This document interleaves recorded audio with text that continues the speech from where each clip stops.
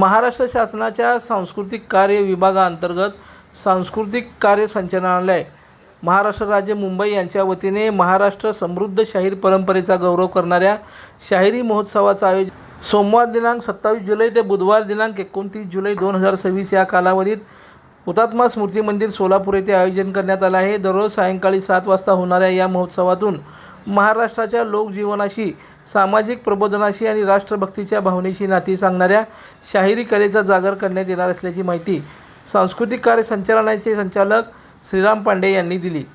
महाराष्ट्राची शाहिरी परंपरा ही केवळ मनोरंजनाची लोककला नसून इतिहास, शौर्य, पराक्रम, सामाजिक प्रबोधन, राष्ट्रभक्ती आणि लोकभावना व्यक्त करणारी प्रभावी सांस्कृतिक माध्यम आहे।